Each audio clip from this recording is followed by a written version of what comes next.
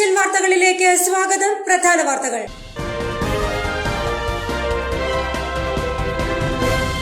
Parakkadavu block പഞ്ചായത്തിന്റെ 2026-27 സാമ്പത്തിക വർഷത്തേക്കുള്ള ബജറ്റ് അവതരിപ്പിച്ചു. വൈസ് പ്രസിഡന്റ് ടി കെ ഉല്ലാസാണ് ബജറ്റ് അവതരിപ്പിച്ചത്.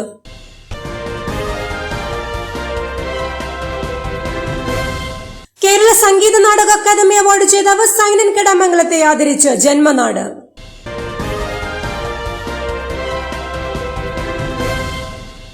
പൊതുജനാരോഗ്യത്തിനും ഭവന നിർമ്മാണത്തിനും കൃഷി അനുബന്ധ മേഖലകൾക്കും മുൻഗണന നൽകി പറവൂർ ബ്ലോക്ക് പഞ്ചായത്ത് ബജറ്റ്.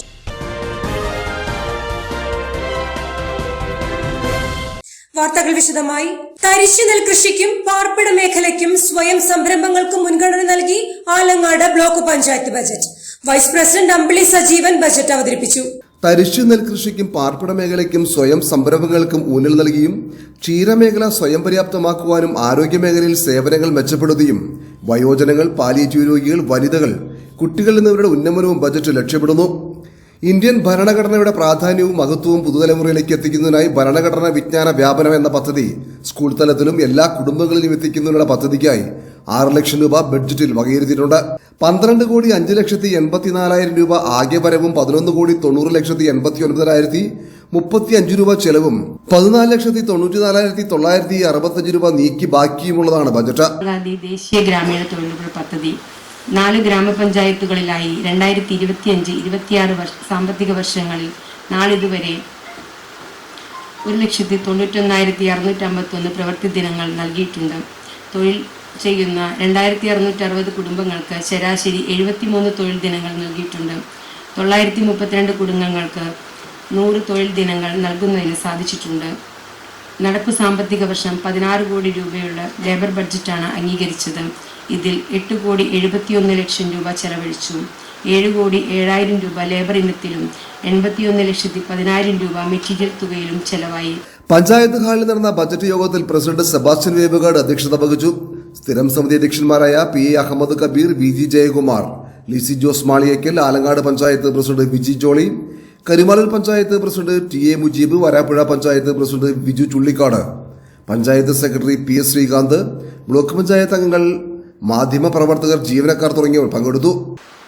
ഇന്നത്തെ പുതിയ തലമുറയ്ക്ക് ഇന്ത്യയുടെ ഭരണഘടനയെ പറ്റി ഒരു അവബോധം സൃഷ്ടിക്കുന്നതിനും വളർന്നു വരുന്ന തലമുറയ്ക്ക് വിദ്യാലയങ്ങളിൽ ഭരണഘടനയെപ്പറ്റി ഒരു സിമ്പോസിയം സംഘടിപ്പിച്ച് ഭരണഘടനയുടെ ശിലാഫലകങ്ങൾ എല്ലാ സ്കൂളുകളിലും അതുപോലെ തന്നെ എല്ലാ വീടുകളിൽ ആലങ്ങാട് ബ്ലോക്ക് പഞ്ചായത്തിൻ്റെ പരിധിയിൽ വരുന്ന എല്ലാ വീടുകളിലും ഭരണഘടനയുടെ അവബോധം സൃഷ്ടിക്കുന്ന ഒരു പദ്ധതിക്കാണ് ബ്ലോക്ക് പഞ്ചായത്ത് ഇവിടെ രൂപം നൽകിയിട്ടുള്ളത്. ഈ പദ്ധതികളെല്ലാം പൂർത്തീകരിക്കുന്നതിന് വേണ്ടി ജനപ്രതിനിധികളോടൊപ്പം ഉദ്യോഗസ്ഥ സുഹൃത്തുക്കളും വിവിധ പഞ്ചായത്തിലെ ജനപ്രതിനിധികളും അതുപോലെ തന്നെ പത്രപ്രവർത്തകർക്കും ഇതിനെല്ലാം വളരെ സഹായകരമായ നിലപാട് സ്വീകരിക്കാൻ സാധിക്കും. കേരള സംഗീത നാടക അക്കാദമി അവാർഡ് ജേതാവ് സൈനൻ കെടാമംഗലത്തെ ആദരിച്ച് ജന്മനാട്. അംബേദ്കർ പാർക്കിൽ ഒരുക്കിയ സ്നേഹാദരവ് നടൻ സലികുമാർ ഉദ്ഘാടനം ചെയ്തു. കേരള സംഗീത നാടക അക്കാദമി അവാർഡ് ജേതാവ് സൈനൻ കെടാമംഗലത്തിന് നടൻ സലീം കുമാറിന്റെ നേതൃത്വത്തിൽ സ്നേഹാദരവ് നൽകി. സലീം കുമാറിന്റെ കലാസമിതിയായിരുന്ന കൊച്ചിൻ സ്റ്റാലിയൻസിന്റെ 25ാമത് വാർഷികാഘോഷത്തിന്റെ ഭാഗമായിട്ടായിരുന്നു ആദരവ്. ഈ സമിതിയുടെ ആരംഭഘട്ടത്തിൽ പ്രധാന പങ്ക് വഹിച്ച കലാകാരനായിരുന്നു സൈനൻ.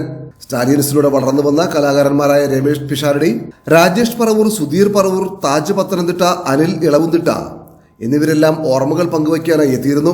നടന്മാരായ കലാഭവൻ ഷാജോൺ, നാദിർ ഷാ, കലാഭവൻ KS പ്രസാദ്, വിനോദ് കെടാമംഗലം, പ്രമോദ് മാള എന്നിവരുടെ സാന്നിധ്യം ചടങ്ങിന് മാറ്റികൂട്ടി.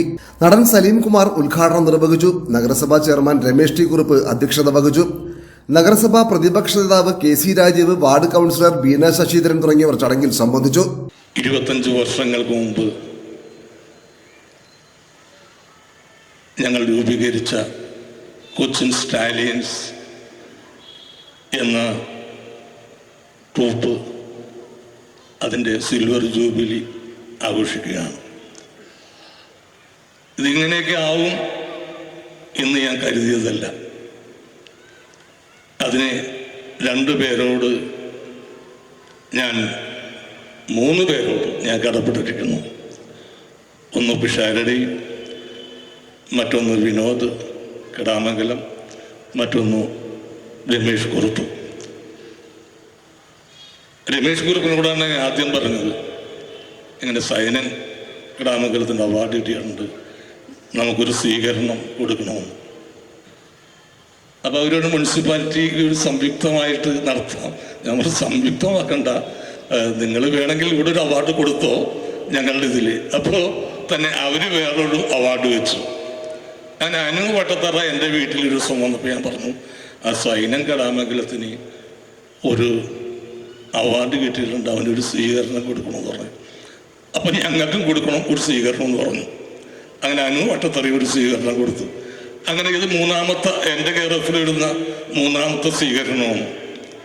അപ്പോൾ ഒരു കലാകാരൻ നമ്മുടെ നാട്ടിൽ അംഗീകരിക്കപ്പെട്ടാൽ അവനെ ആദരിക്കാനും ബഹുമാനിക്കാനൊക്കെ നമ്മുടെ നാട് വളരെ മുൻപന്തിയിലാണ്.